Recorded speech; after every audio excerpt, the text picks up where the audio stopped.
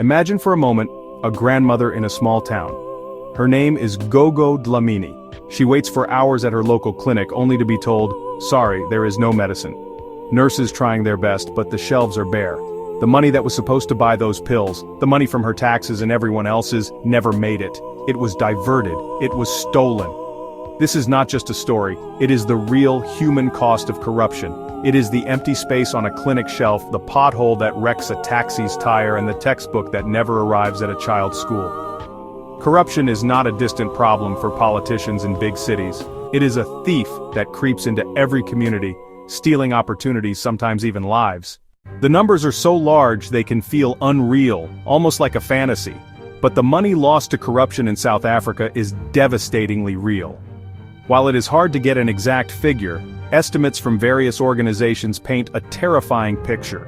Some experts suggest that South Africa loses up to a third of its national budget to corruption and wasteful expenditure each year. Think about that. For every 3 rands the government collects in taxes to build the nation, 1 rand is potentially lost. This is not a small leak, it is a gaping hole in the country's finances, bleeding away the resources needed for progress and development. Let's put that into context. The national budget is hundreds of billions of rands.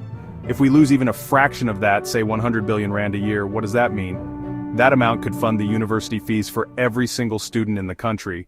Perhaps the most shocking example of corruption is what we now call state capture. This was not just a few officials taking bribes. It was a coordinated effort to control the entire country for personal gain. The Zondo Commission of Inquiry into Allegations of State Capture laid this all bare in its reports.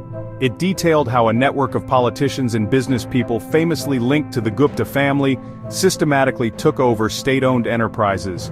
These are companies owned by the government on behalf of the people, like Eskom, our power utility, and Transnet, our rail and ports operator. They were turned into private piggy banks for a select few. The commission heard story after story of how this worked. The cost of this era is almost impossible to calculate fully, but estimates run into the hundreds of billions of rands. This is a direct, painful legacy of state capture.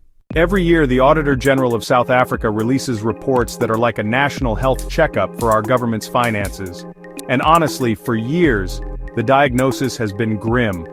The Auditor General, Tsakani Maluleke, consistently raises the alarm about irregular expenditure, fruitless expenditure, wasteful expenditure. These are not just accounting terms, they are official names for how your tax money is being squandered. Irregular expenditure means money was spent without following the rules. Fruitless expenditure means money was spent, but nothing of value was received. Wasteful expenditure means the same, money gone, no return. In 1 year, the total irregular expenditure across national and provincial governments can run into tens of billions of rands. This is money officially recorded as misspent, a clear signal the systems meant to protect public funds are failing spectacularly. And this financial mess has a direct impact on services. When a provincial Department of Health has billions in irregular expenditure, its hospitals are understaffed, its ambulances are broken. When a municipality cannot account for its funds, residents have no reliable water supply. The Auditor General's findings connect the dots between bad accounting in offices and bad service delivery on the streets. The Auditor General's reports are a cry for help year after year. The same municipalities and departments receive poor audit outcomes year after year. This is why the fight for clean governance is so crucial. It is about ensuring these alarms are not just heard, but acted upon. Demand transparency from elected officials, support investigative journalists, vote for leaders with proven integrity, reclaim the dream promised in 1994. This is our money, our country, our future. It is time we took it back.